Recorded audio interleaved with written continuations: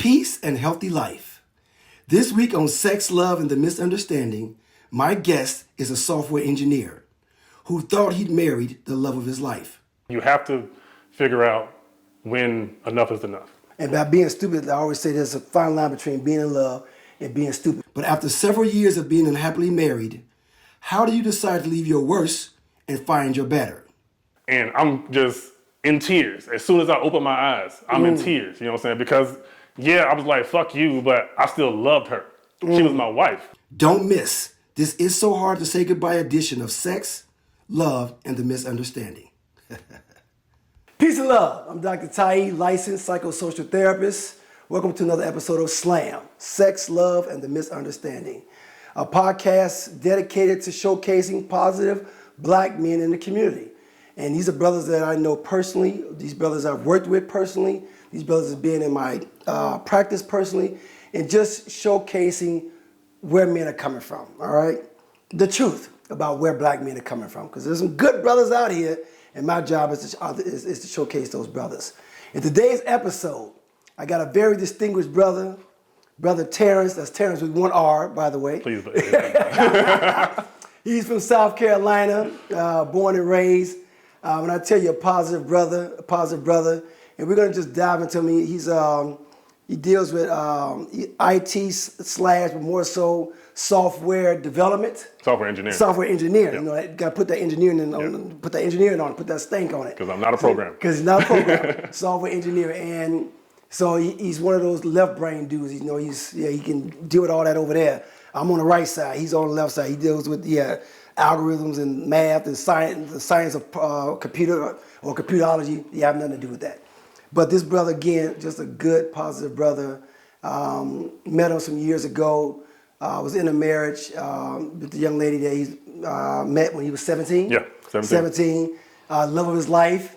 And now he's divorced. So we're going to talk about the beauty of marriage and the right fit versus the beauty of the sadness of marriage when it's not a good fit. Without further ado, ladies and gentlemen, my brother, Terrence Bell. Thank you, guys. Nice to meet y'all. We're going to have a good time here. I'm about to get this win. I'm telling you that right now. Wow. We're going to start off that way.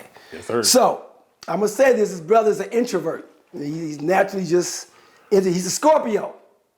Ladies and gentlemen, he's a Scorpio, who some believe are the freaks of the zodiac. I want to argue against that. Libras are clearly, we're the romantics of the zodiac. So, but we're going to discover based off this question whether or not he's holding down the Scorpio reputation or the Scorpio legacy. But he's a Scorpio, and we're going to talk more about what that means. But I want to ask you a question. Look at these pool balls on the table. If you had to pick a ball that best defines you or your belief system, which ball would it be? But while you're thinking about that, I got to officially welcome you to One Love, because the name of my practice is One Love Counseling Services. Of course. And so this is the One Love environment. So it's all about One Love. So there's two things you got to do in the One Love environment. First, you got to do a pull-up or a push-up.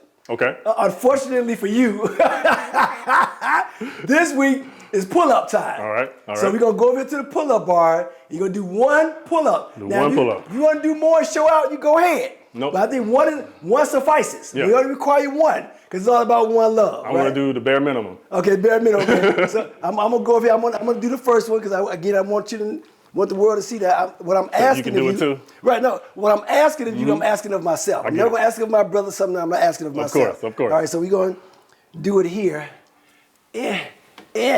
Oh, boy. And we're going to go up. And we're going to go down real slow, just the way she likes it. Oh, so I got to hold it. Okay. You don't have to hold it. Okay. But she wants you to hold it. Okay. Because you got to come first.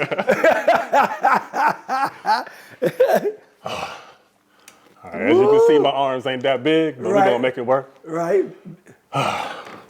And he's up. Good. Woo, look at her. Woo, it came down slow with it, too. Good job. Okay. That was number one. Number two, go over to the bar. We got some shot glasses. Well, not really shot glasses, but glasses.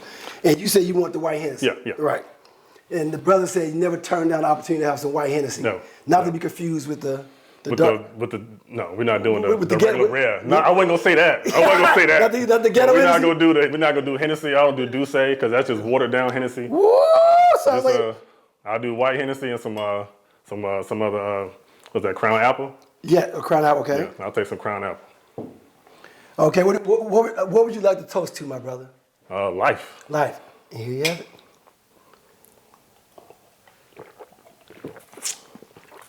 Woo wee! right back there. Thank you. All right, so now we're gonna get back to the question where I break. And the question is, of these balls, which do you find most, that defines your belief system? What number, what ball defines your belief system as it relates to life and relationships? I would say the cue ball. Okay. Because I want to be the one that's, I would say, in control Okay. of my destiny. Okay. Whatever move I want to make, Okay. I have to be able to be the one to do it. So, I can't make any decisions with any of these other balls other than the 8 ball if I want to lose. Yes. But just try to be with the white ball, try to be in control and just know where I'm going. And like you want to know what pocket you're going to hit before you even go to it. Okay. So you want to know what move you're going to make before you want to do it at the same time. Okay. Those are types of things I would say. Okay. Okay. You didn't drop anything, right? No, I did. And we don't play slop here. We call out all pockets. All right, well, we going to the corner. Okay. Okay. You taking that forward to the corner? Mm-hmm. Okay. That looks like it. And we're going to drop it? Woo! Woo! I love a man who's sure of himself. My next question is the 5 P's. There's 5 P's that I believe every man should govern himself by or desire in a relationship. Mm-hmm. Now you got to put them in order as it relates to you. And those 5 P's are peace, prioritization, prosperity, peace, and of course my favorite, pussy. So you put them in order. What's most important in the relationship as far as what you're looking for as a mate, and talk to me about the order. In my situation, I would say purpose would be the first one. Okay. And then priorities. Okay. What was the other 3?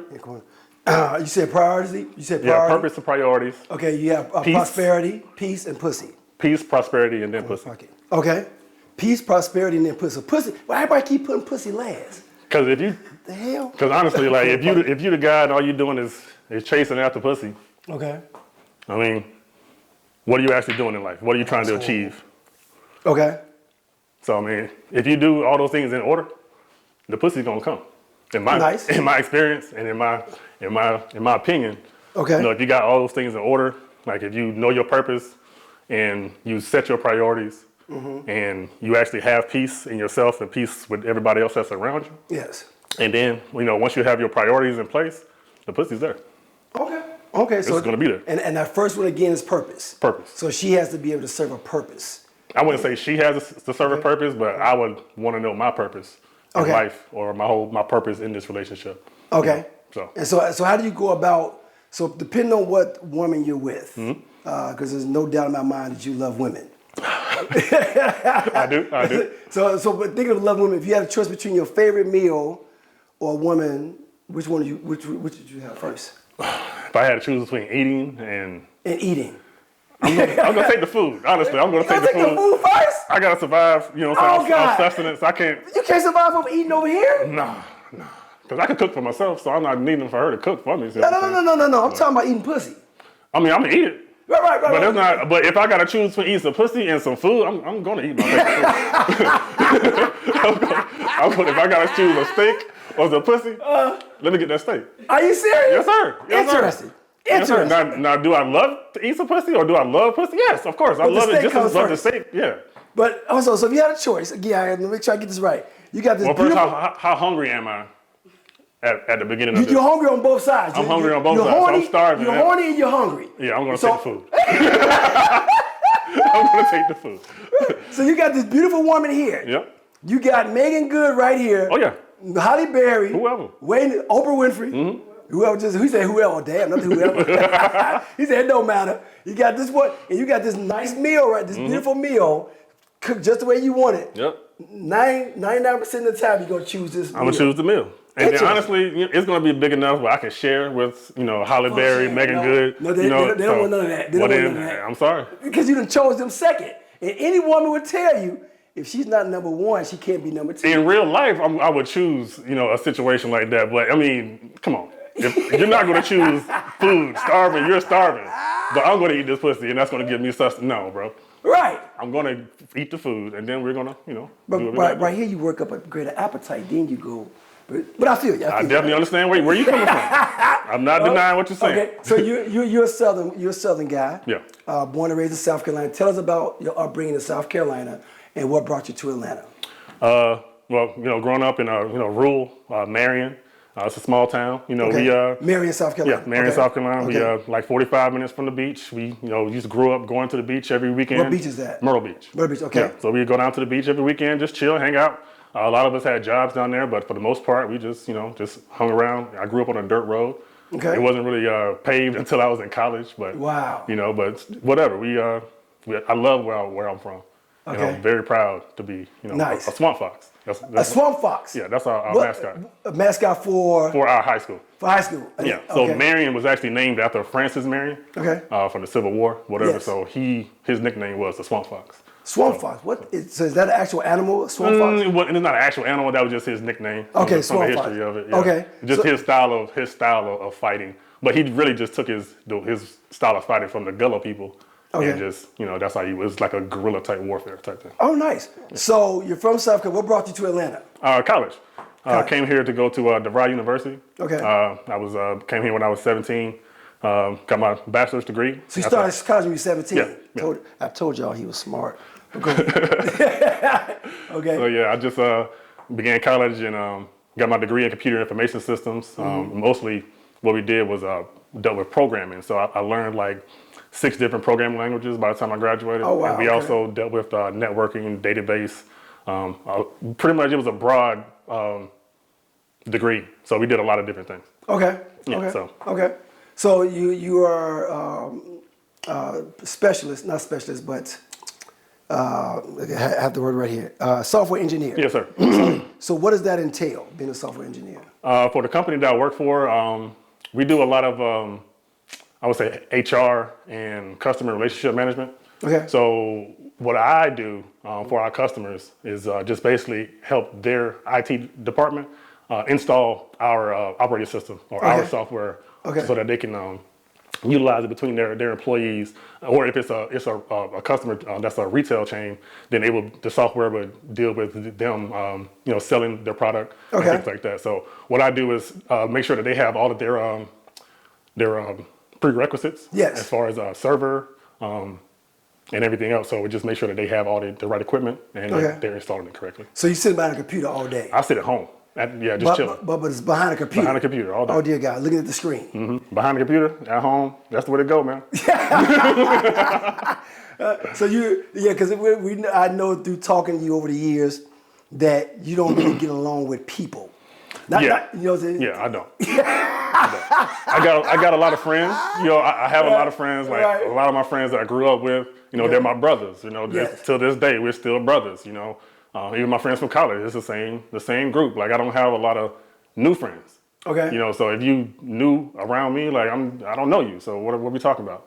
So so if you like to stay to yourself, so how does being a software engineer relate to you in relationships? How do you deal with relationships? Because you like to be by yourself. You like to do things alone.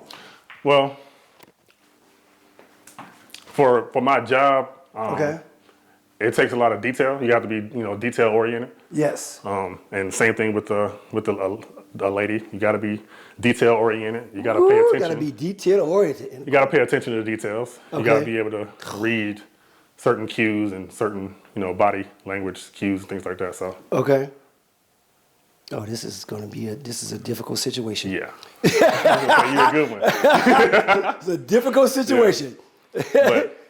Okay. But as far as like IT, and it's really 2 different things because you can't really compare a computer to an actual person because it's an inanimate object first of all. Okay. But each woman or they're individuals, and you have to treat each woman as an individual. So I can't sit here and say all women are going to be the same as far as like, a computer program.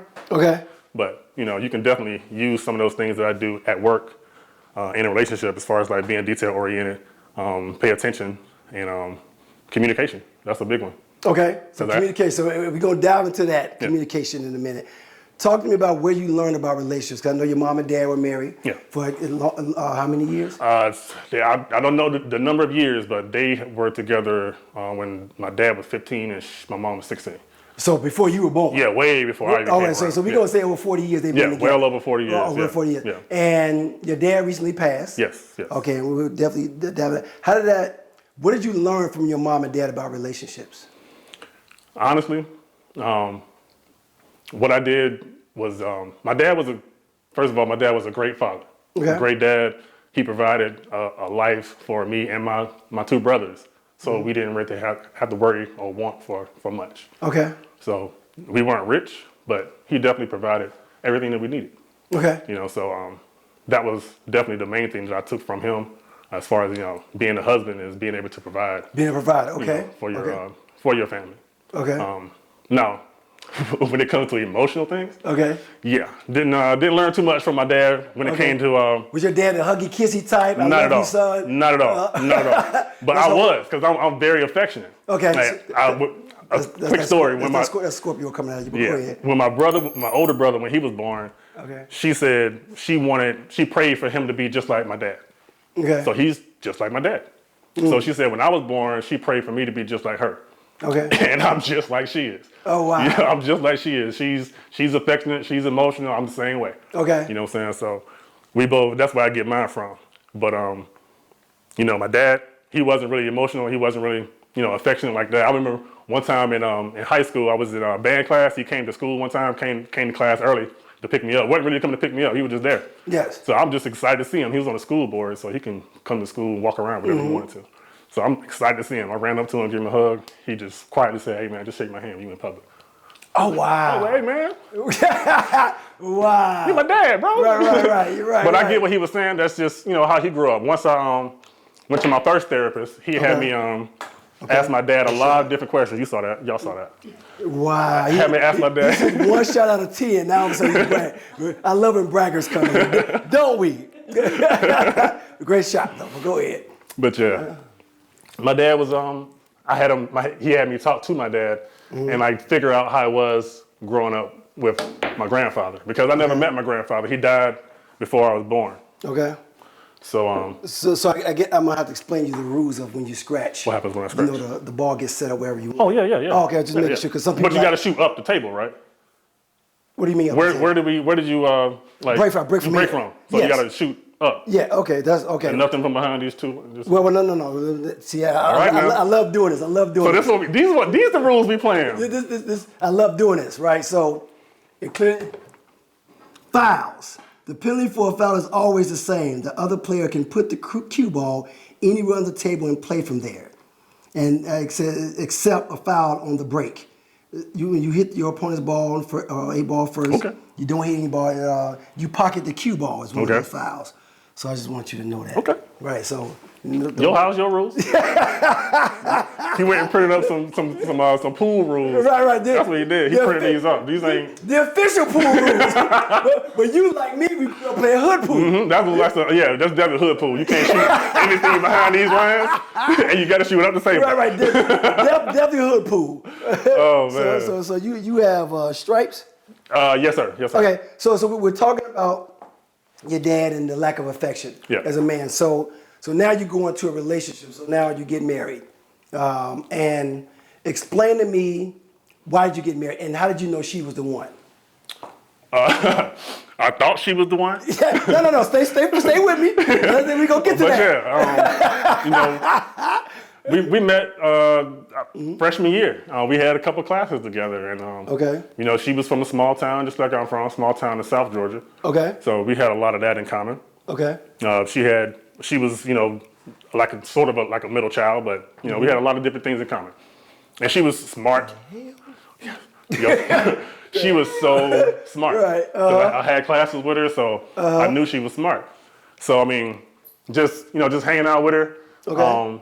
me knowing that, you know, how smart she is and the things that we just, the way that we click, I just felt like she was the one.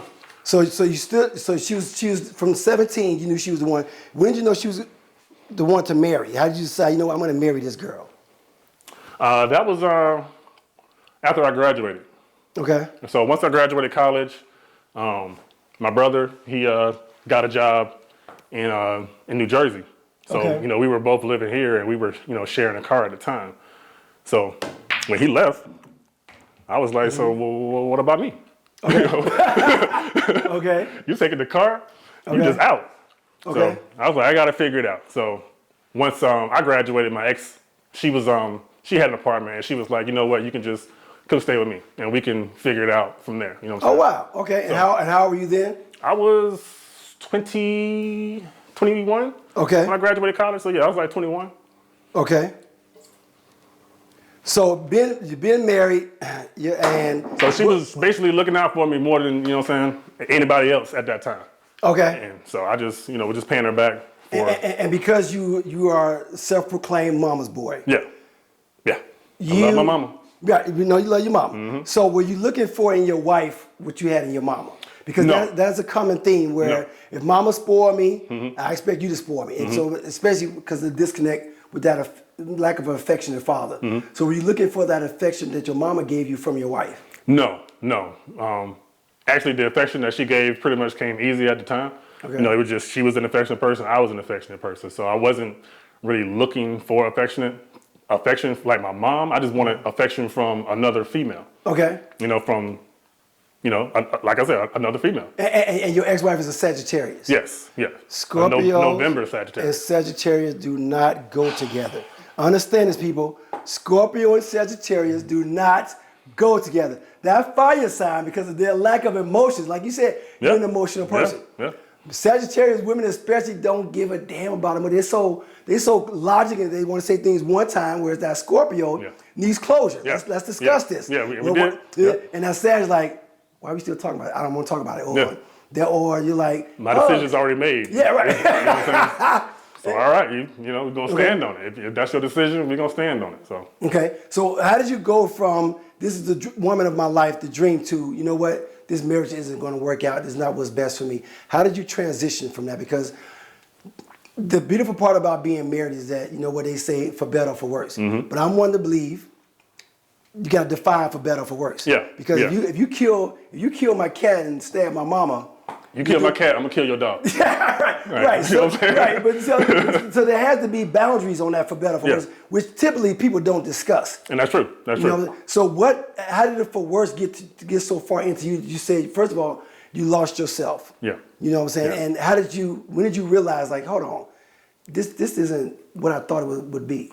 It was at that point. By the time I figured it out, like it was already too late. Like I was already like just going through the motions. Okay. Just pulled back, emotionless. Like I just was like, whatever. Anything you complain about. Okay. I'm like, okay, whatever. It's like, you mad? Okay, it's Tuesday. You mad? You're gonna be mad again tomorrow. So y'all was just existing. Yeah, for me, yeah, I can say I was. I was just existing because we was taking care of my grandson at the time. My daughter, she had a son, and we was keeping him since he was born. So I was in it so that I could continue to raise my grandson in a stable household. Okay. So your grandson became your outlet. That became your escape. He became my reason for being here, my escape, my happiness, joy, everything came from my grandson and Messiah. Would you advise that to any man? Not at all. Do not. Right. Okay. No. Why? Because that's when we get into you just being stupid at that point. Like you have to figure out when enough is enough. And by being stupid, I always say there's a fine line between being in love and being stupid. Once we've got on the being stupid side, it means you begin to sacrifice your happiness to make somebody else happy. Exactly. And you became that person. Exactly. I became that person all the way. Okay. Like, so I just didn't care about me being happy. All I cared about was my grandson's happiness. Right. And as long as he was happy, I'm happy. Right. And so she'll be all right. Right. She'll be all right. My grandma, my grandson, he's good. But you able to give her a head nod, keep walking, because with Amaziah, you able to interact and have fun with him. Exactly. And leave this over here. That's a void. Like, I'm not even worried about this. Yeah. Like at the time I worked at night, so it was real easy. So I would she would go to work and take him as to school in the morning, or on the days that I would take him, she would just go to work, so I wouldn't really see her. Okay. And then when she comes home from work, I'm already at work. Okay. And I come home like 3, 4 in the morning from work. Okay. So we didn't see each other. The last 2 years that I had that job, we didn't really see each other too much. So I was like, it's cool, we cool. We cool, we didn't argue too much, but we don't see each other, so argue. So I didn't realize it. So you were almost 2 years divorced. Yeah, almost 2 years divorced now. What would your older self tell your younger self? Because all the years, how many years were you married? I was married for 13 years total. How many years were you unhappy? At least 5 or 6 of those years. Okay, so half of your marriage you were unhappy. Yeah. Right. Yeah. So what would your older self tell your younger self about, dude, you're unhappy, this is what you should have done? What's the should have done? I don't think anything I could have done to actually save that marriage. Okay. I think it just ran its course. Okay. We went through a lot, through that time that we were together. But I don't know. I would just say just be more responsible, because that was a lot of things. That was the disconnect was you being more responsible. Me being irresponsible. Yes. So I would say for one, you be more responsible. Okay. Because being more responsible, meaning being present. Yeah, being present. Because you talked about being a provider. Yes. Right? Yes. Because you saw that from your dad. Yes. And it's typically 3 P's outside of the P's that we talked about that a woman wants. She wants a man that's a provider, a man who's a protector, and a man who's present. Yes, sir. So you knew how to be a provider. Yeah. But a protector comes with... that just comes with it. But being present. For example, you're a video game fanatic. Yeah. So you would spend hours. I would spend 24 hours on that game if I could. Wow. Wow. And what's your favorite game? I like a lot of shooters. Okay, so, it's called shooters? No, just a shooter game, shooter type game. But, that's a little shooter. That's big shooter over there. No, I would say Destiny 2. Okay. Right now is my favorite game to play, but I play just about any type of game, like shooter games, racing, football, basketball, baseball, So with soccer. me as a novice, don't know nothing about video games, could I get on there and beat your ass? Oh, no, not at all. not even close. Wouldn't even be competitive. It would not even be competitive. Sure. Because I pride myself on being a pretty intelligent person. I get it, but it's not about you and your book smarts or street smarts, so to say. It's just you and you being able to play this game. So I'm skillful or I'm not. Yeah, because there's a lot of button combinations, a lot of different ways to get the player to move. So it's not just pressing A and B. That's what she said. She said, baby, you able to push all them buttons. I just met you. Of course. So you said I can't. A woman that's not like a video game. Oh, no. Can't go in there. No, you can't just go in there pressing buttons. On a video game. No. But same with the woman. So you can't just, on the woman too. You can't just go in there pressing buttons. But what if I'm magic like that? You need to write a book and pass that magic on to me, man. I got to work a little bit. Just a little bit. Oh, God. So, relationship, you're in your marriage. Half of it, you say, I'm not happy. You start pulling back. The video games, Amaziah, your godson, becomes your outlet. Yeah. When did you decide, say, you know what, I need to go to therapy. I need to get myself in a position to either save this marriage. Okay.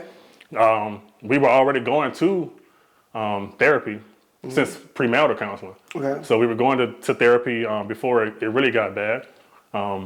It just didn't work. So I stopped going. Okay. But I didn't go back to therapy until after the divorce. So you said it wasn't working. Was it working because you had already made up your mind? Yeah. Scorpios can be kind of stubborn. Yeah. I was already on fuck you at that point. So going back to the video game, going back to the video, there's a fuck you button. Yeah. So you had pressed that button, and you wasn't releasing it. I was not. I was holding it. You was holding it. I was holding it. Yeah. Fuck you. Pretty much. Okay. So now you're in therapy because you want to say more of a fuck you, or you want to learn to get past it. What was the purpose of going to therapy? I wanted to get past it because it was bad at first. You remember when I first met you? Yeah. That was not cool. Oh, God, it was bad. That was not cool. You know what I'm saying? So I had to get past that. Right. I had to get past that. But, like waking up every morning and I'm just in tears. As soon as I open my eyes, I'm in tears. You know what I'm saying? Because, I was like, fuck you, but I still loved her. She was my wife. You know what I'm saying? So I didn't cheat. You know what I'm saying? I didn't do any of that stuff. Didn't cheat? No. Well, so that means you No. didn't, so that means you never masturbated without her. well, that's different. So if you call that cheating, then I cheated. But Because I define cheating Yeah. as obtaining sexual pleasure without your partner. well, then I cheated. I'm a cheater. I apologize. I didn't mean to. It just happened. You cheated a few times. You cheated several times. I cheated several times at that point because I wasn't gonna go outside my marriage. Right. Okay. So I mean, what am respect I gonna do? I So respect that. Okay. Respect. So at that point, it is what it is. But after the divorce, I mean, life pretty much changed. That pretty much changed. Yeah. Okay. So you find yourself in your situation where you're not happy. You're going through the motions with your now ex-wife.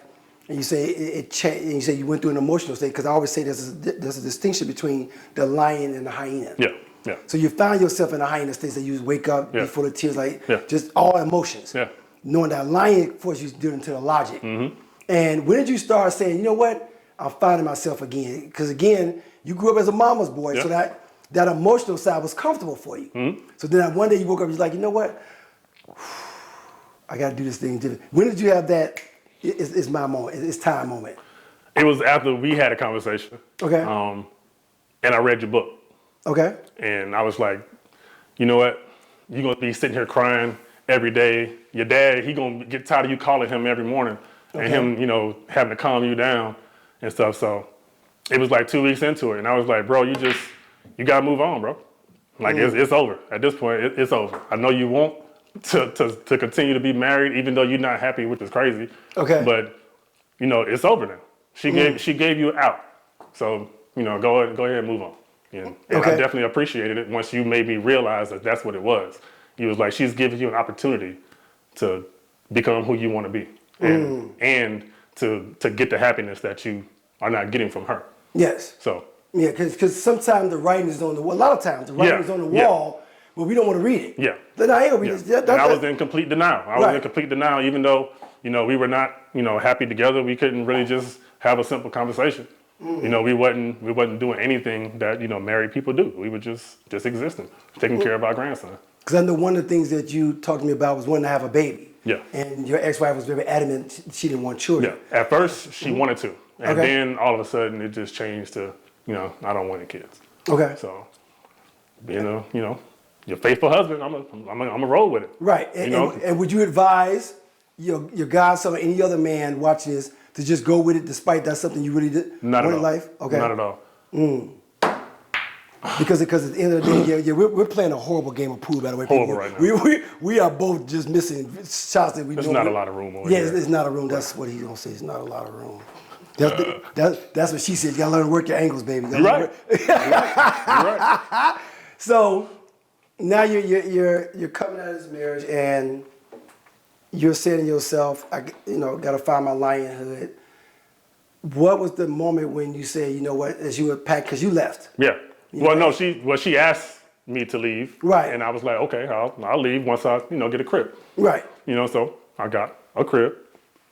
And her and my grandson, they went to their side. Okay. So but this is you saying, okay, you don't want to have my babies. You don't. You're not going to make me happy. Yeah. I'm not going to fight it. Yeah. You know what I'm saying? Like, this is the decision that you want. Fine. So and this goes back to love versus compatibility, because you've often said, I loved it as a husband. But would you argue that maybe you guys weren't compatible? Yeah, we were not compatible. Even though I wanted us to be, she may have wanted us to be. We just were not. You know, and that's just how it is. You got to realize, either you are good for each other or you're not. Okay. And it's going to take a lot of conversations and a lot of good communication, to figure that out. Okay. But I just didn't know until it was too late. So the Sagittarius woman is not known for extreme attention. They don't give a lot of attention to their man. Yeah. So you being a man who needs a lot of attention, because you're like, yo. It was hard. Right, because you're like, I don't want to play, because let's go back to the meal versus the pussy. Now you got the video games in the middle. Mm-hmm. So what order did you put that in? Now we got questions. Right, because again, I'm saying if this was good right here, would you have chose her second? You know what I'm saying? It was like, I'd rather be with my wife because she's feeding you appropriately. Mm-hmm. She said the nurturing is there, the attention is there. Yeah. But when that's not there, the video games becomes the outlet because there's no attention here. Exactly. Right. Exactly. So what do you say to men who are in a situation, in a marriage right now, or in a relationship, who are not being fair? Probably say, hey, you're not happy, and you know you're doing the best you know how to be as a man. Because Yeah. again, sometimes we get down on ourselves Exactly. because we want to be we want to be solution finders. We Yeah. want to be the lions. But when the woman's got to a point where she doesn't want to be, she's distant. She's had enough. Right, Yeah. because that Sagittarius, they're distant anyway. Yeah. You come for a hug, they be like, I'm good. Kind of like with your dad, like, hey, just shake my hand, shake my hand. Yeah. That's kind of like that Sag mentality. Like, yeah, we good. I'm not dissing my Sagittarius women. Y'all just, oh God, y'all stink when it comes to emotions, when it comes to affection, most of y'all. But anyway, so you knowing now that you were incompatible. Yeah. You met her at 17. Now you're transitioning out of this divorce. Yeah. First of all, what was the date? When was the moment when you accepted, like, I'm done, like, this is over? Without anger in your heart, without anger.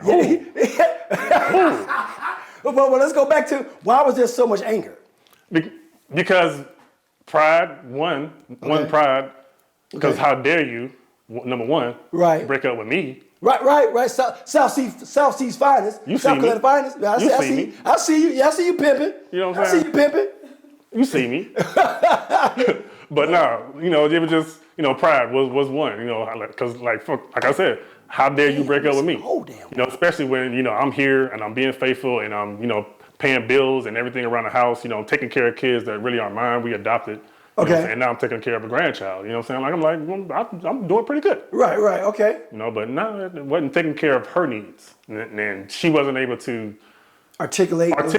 Okay. What exactly those needs are. It would just, a lot of her complaints would be, things about like cleaning up and stuff. But she would say the pool table's dirty right now because you got pool balls around the pool table. Okay. You know what I'm saying? Like, okay. It was just your idea of clean was different from my idea of clean. Okay. And then it was just, we just had a lot of different differences. And throughout the years, I was able to realize like, we just not on the same page. And we're not compatible. But I'm willing to sit here and try to figure it out if it's possible. If it's not possible, I guess I'm going to die miserable. You know what I'm saying? Because I'm not going to get a divorce. Right. In your mind, you was like, in my mind, I'm not going to get a divorce. So you're just going to tolerate this. I don't care if we celebrate each other. I'm just going to tolerate the fact because we're married. And you watch your mom and dad be married. And going through their rough time. Yeah. And especially in our community, that's that love thing. We get so caught up on love, we lose sight of being happy. Yeah.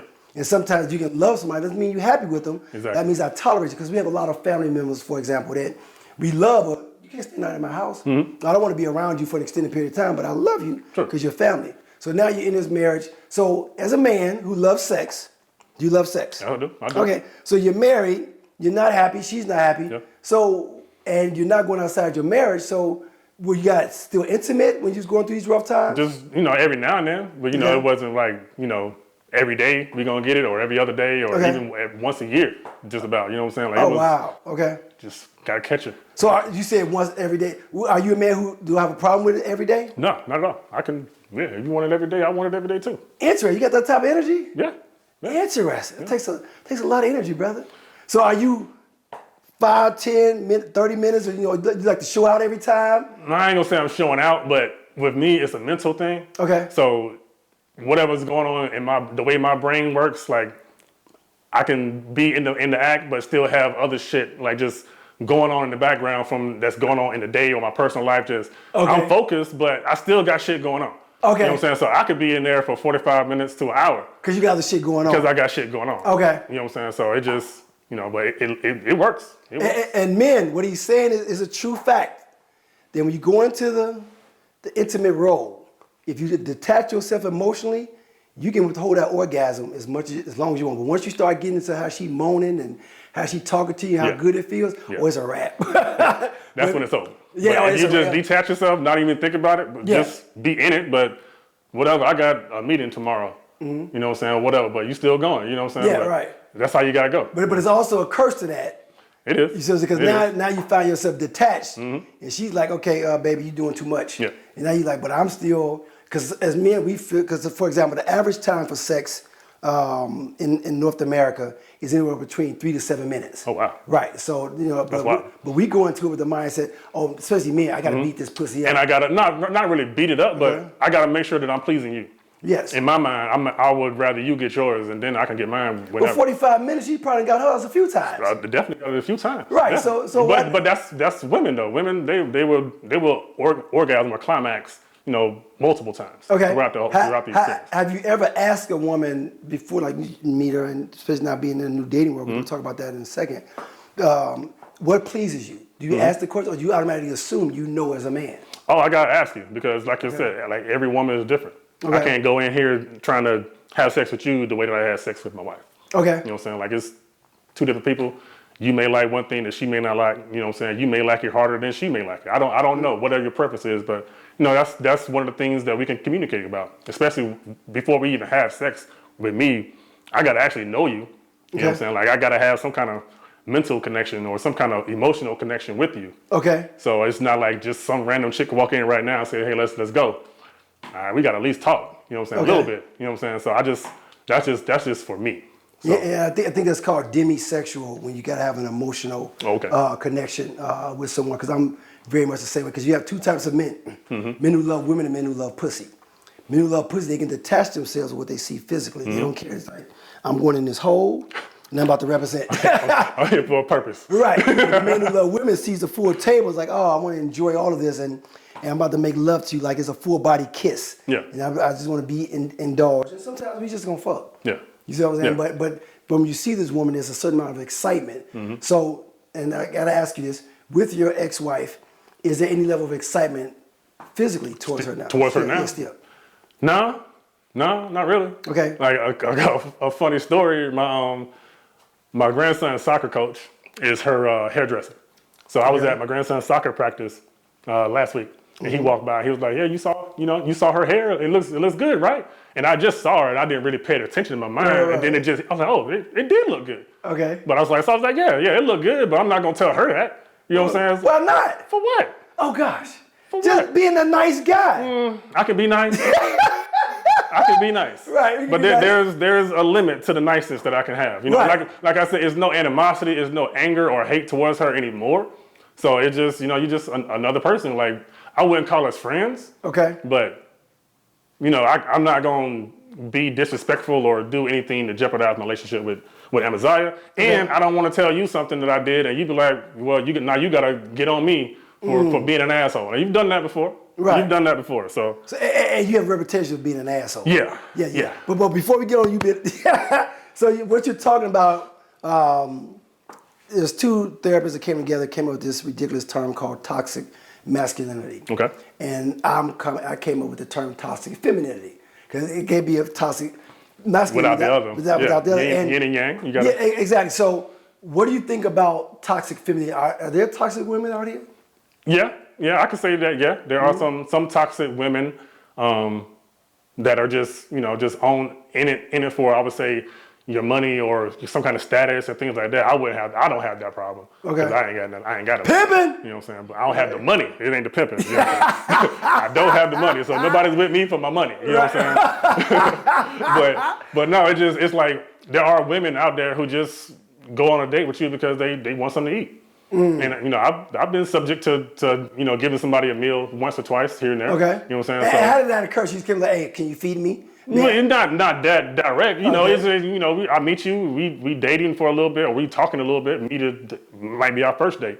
Like, I don't mind paying for some food on our first date or whatever, but it just, if that's our first date and we want to talk. Well, because you love food, and remember the food comes before. That's what I'm saying. Okay, so I'm gonna get the food first, and then the rest of that is gonna come later. Right. Interesting. So you have no problem going out and taking? No. Okay. No. We can go out to eat. Within reason. Like, I'm not gonna take you to Steak 48 on the first date. Steak 48. See. Well, I'm vegan in 28 years. Steak 48 is like an expensive steak restaurant downtown. It's like, you're not gonna go and not spend at least $200-300. So let me get this straight. I'm not going to. You spend $300 on some people will. Some people don't say me. And you never have. I never have. No. You just said you were taking a Steak 48. Yeah, I said I won't take you to Steak 48. No, okay. No, Lord Jesus, no. No. What about Wingstop? Oh, we can go there all day. We can go there all day. You want to go to Tropical Smoothie? Cause we can go to Tropical Smoothie, and then we can go hit this track. We can go walk around. We can go to the belt line. Right. We can do all these things. We can rent some bikes. anything. But we're not gonna spend $300 on No. a steak 48. Now that's not what we're gonna do. If I spent $300, we did a lot of things. Like we ate and we went somewhere else, like not Dave and Buster's, but like my third spot, or just somewhere. Okay. We went to a couple of different places. If I spent $300, Okay. it might be a weekend's worth of stuff. Add up. Yeah. Add up. Okay. But not just first time we go out, I'm gonna drop 300. Like, So toxic masculinity versus toxic femininity, you feel that there's just as many toxic women as there are men? Yeah, I would say it's about 50-50. Half of those out there are just looking to be toxic, and the other half are actually looking for meaningful relationships. Okay. So, but the thing is, you got to weed them out, and the only way to weed them out is to get in the weeds and to go on these dates and to get to know these women. Like you have to go on dates and you have to communicate. You have to learn who they are. And speaking of which, so you went from being married to being unhappily married to being unhappily unmarried. So now you're back in the dating world where you're happy. You're happy and you're not married, not in a relationship. How's that transition like for you? And speaking of weeds, like you've been on dating sites, you've gone on several dates, you've met several women now within the last year and a half. Yes. What's different? Because remember, you've been with 17, you've been with the same woman. So now you're back out here in the dating world. You're in Atlanta. Yeah. So a lot going on. Yeah. What's different out here now in the dating world? Well, and is it my shot or your shot? I'm thinking it's your shot. Okay. Because I missed that one. Yeah. Okay. But yeah, I would say, luckily I'm here in Atlanta, and I'm single. Okay. Because there's so many different options. Okay. Here in Atlanta. So yeah, I could just go anywhere and find a bad chick and maybe holler at her or whatever, try to get to know her, or what the case may be. But if I was back home in South Carolina and I was single, I'd be hurt. You'd be hurt. Okay. I'd be hurt. Because there's not really that many options. It's few and far between back home like that. Okay. But here, you can go anywhere. Like I said, you can go anywhere. Okay. And for me, it was like for the apps. I'm extremely introverted. So I know how to talk to women. I can have a conversation. Okay. But the first time I meet you, I'm gonna be kind of nervous. Okay. And that's just me. I'm nervous anytime I meet anybody. Okay. For the first time. So it just took me going through a couple different battles. And just dealing with a lot of different different types of women and realizing and being comfortable with who I am. And realizing, I am the lion. I'm that nigga. You know what I'm saying? I had to figure that out. Okay. So, but it's that simple. You have to have confidence.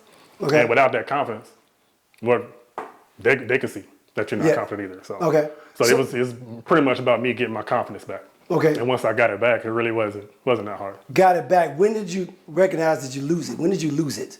I would say I lost it during the bad years of my marriage. Okay. During the good times, I'm good. My self-esteem is high and everything is great. You know what I'm saying? But during the bad time, I'm thinking maybe I'm not as as good as I think I am. Maybe I don't look as good as I do. Like what's wrong with me? Okay. Why doesn't she love me? I don't know. You know what I'm saying? So those are the types of things that I was dealing with. So I got a little bit depressed and things like that. So once I fought my way through that, I was able to realize, you still Ronald Bell's second son. You know what I'm saying? Okay, Ronald Bell's second son. So now when you're interacting with ladies, would you recommend, for example, dating websites to people? And what are the advantages versus disadvantages to dating online? I don't really see any disadvantages. Okay. Because that's just the way the world is right now. Everything is based off of technology.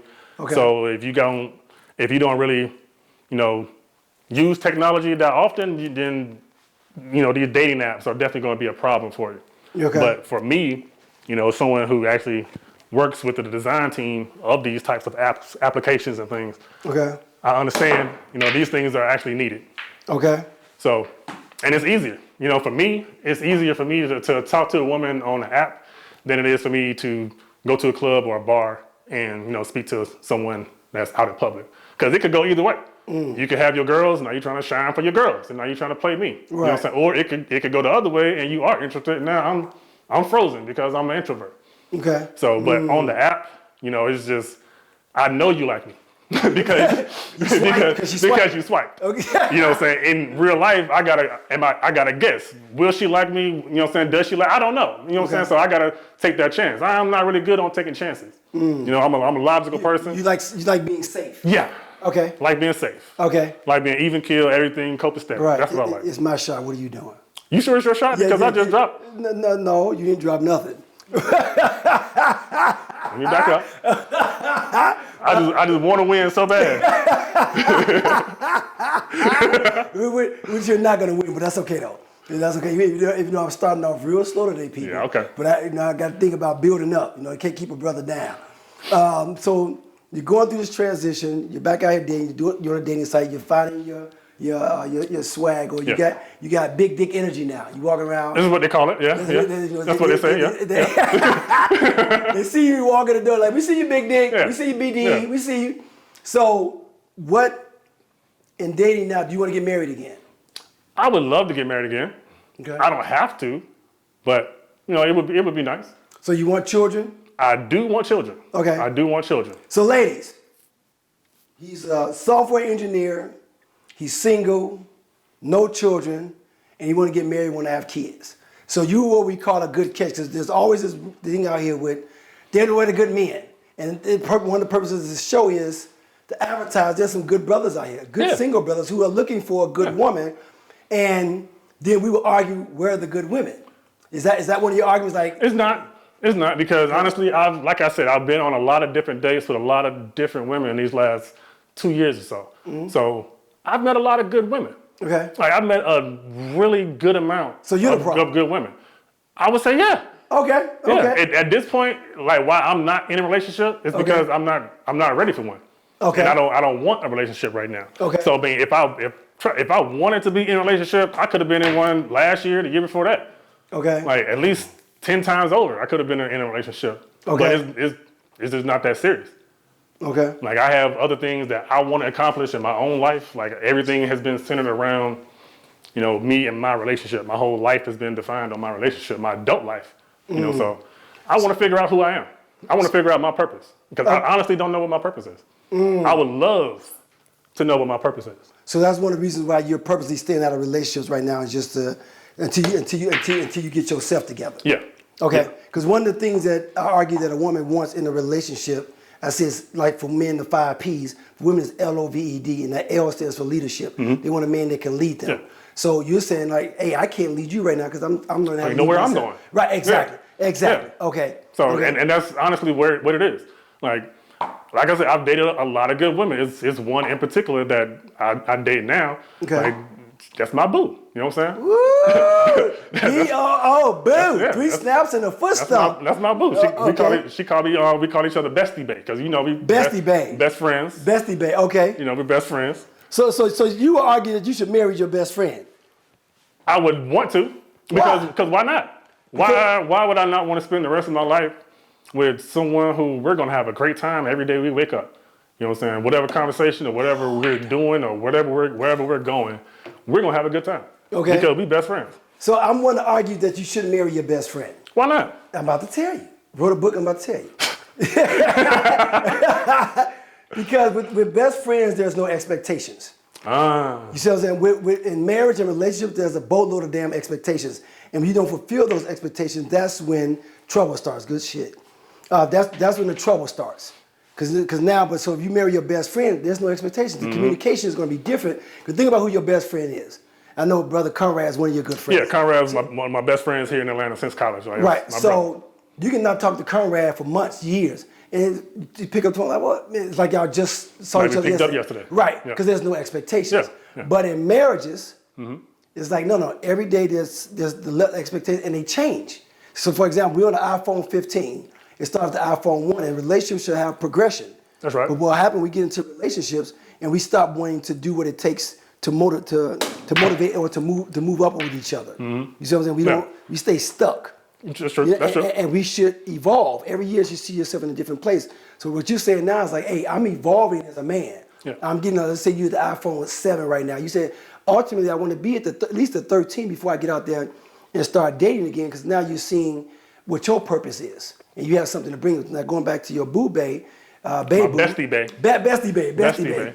So, what's the goal there? So if that bestie bae, does that mean the door is shut for the possibility, or you guys say we're definitely going? Because I know she lives out of state. Yeah.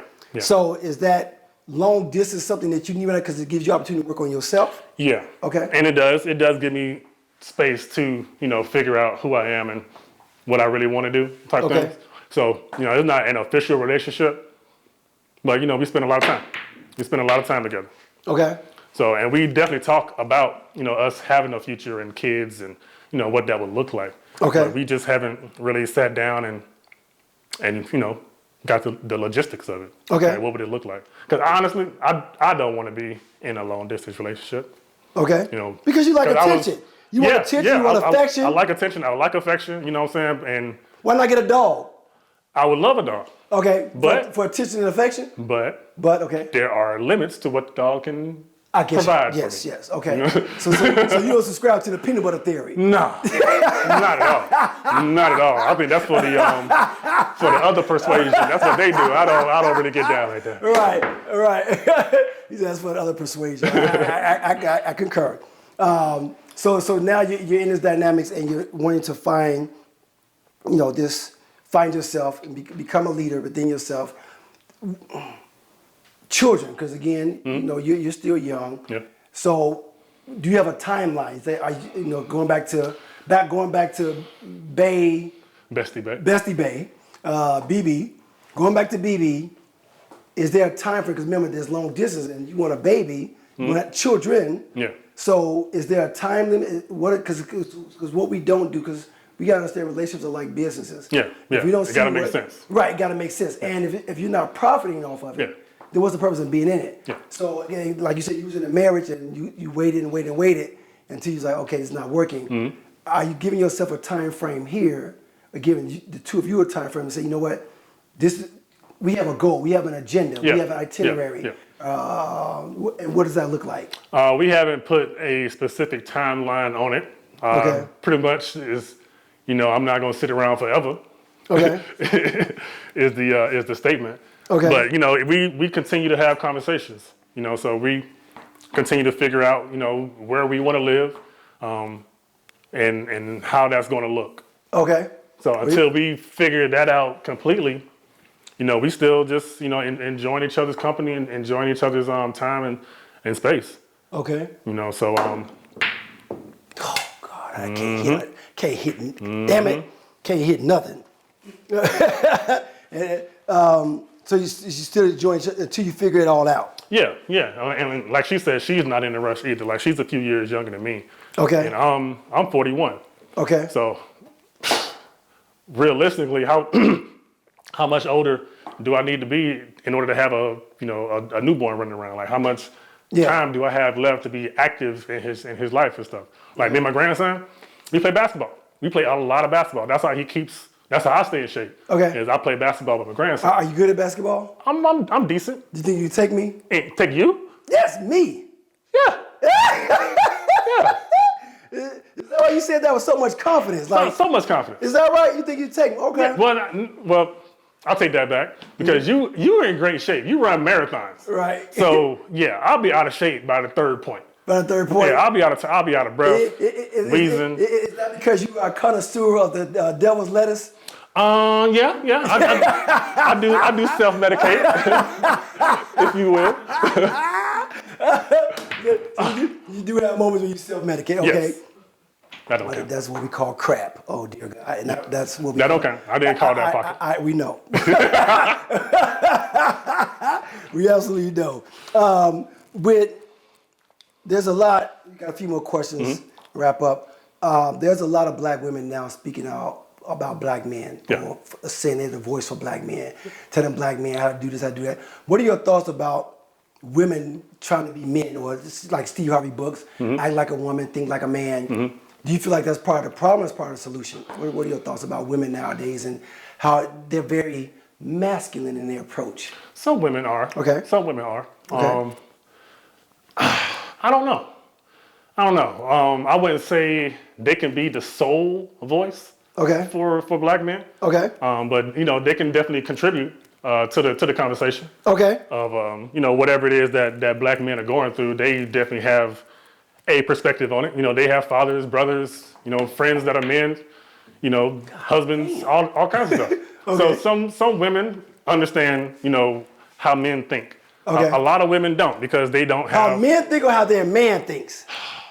well, or how the men in their circle think? how the men in their circle think. Okay, all right. How the men in their circle think. Okay. So it just depends.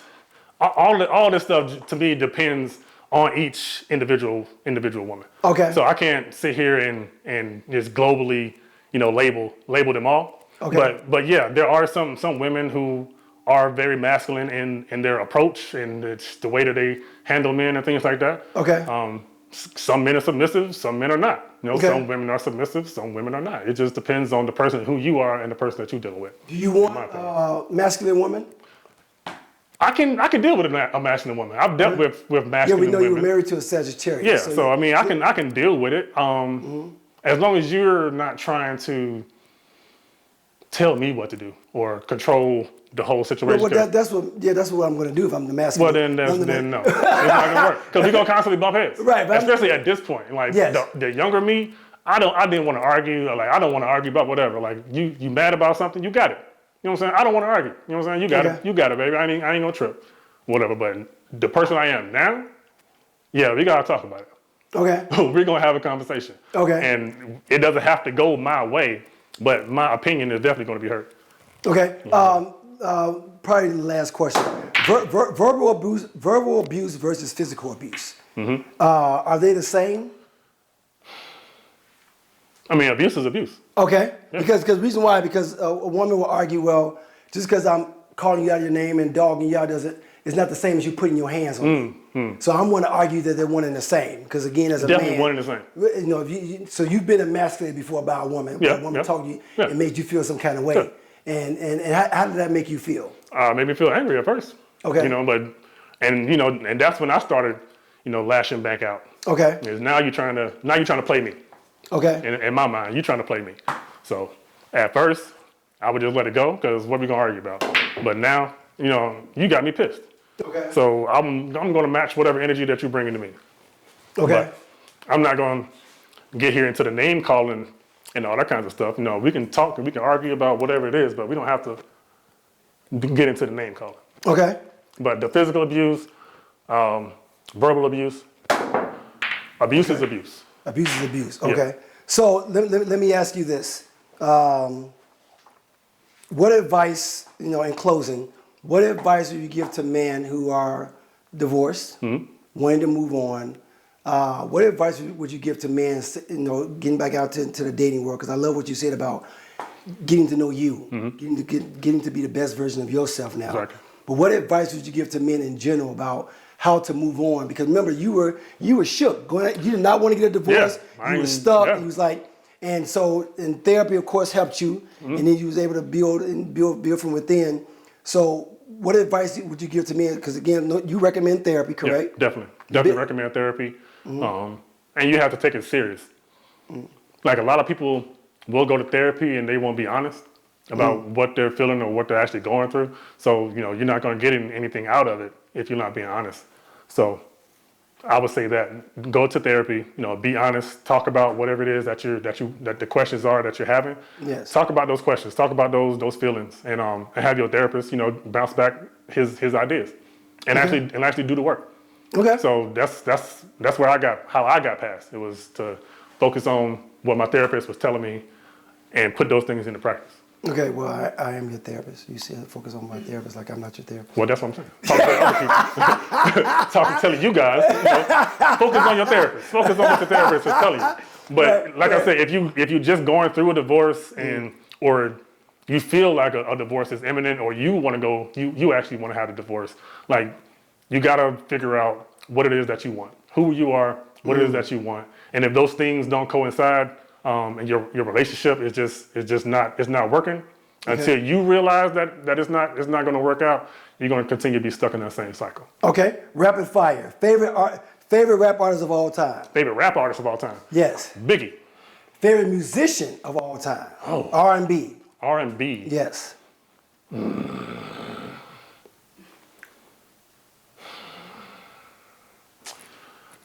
Random, Usher. Usher, okay. You get to hang out with one of two of these individuals. Who do you pick? Malcolm X or Bob Marley? Bob Marley. Because y'all gonna smoke together. Yeah, we're gonna talk about the revolution. You can talk about that with Malcolm too. Just a but different you type can't of smoke revolution. together. Nah, you gonna smoke. and Malcolm won't let me eat bacon. I can't eat bacon around Malcolm. No, you ain't no damn bacon. No, So no. meat candy. Favorite place to vacation?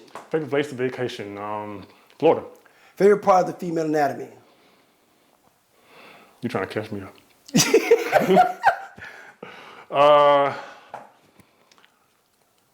I'm a breast man. I'm a breast man. Okay, stay right there. Hold on. Okay.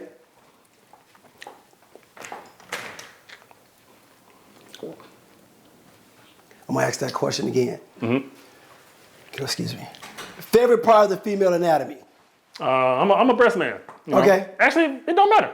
It don't matter? No. So breasts, you want them out here? With the bra, the kneecaps? No. You know what I'm saying? I'm like some nice ones. Some nice ones. You said that you all the way out here with it. I mean, no. You know, whatever. I don't. It's just, you know. Okay. As long as you got enough, at least a handful. For Okay, at least handful. Okay, so about the cube, about the ball size. Okay. No, I wouldn't say the ball size. You need a little more than that. Give me a football or a little mini basketball. Mini basketball. Favorite sexual position?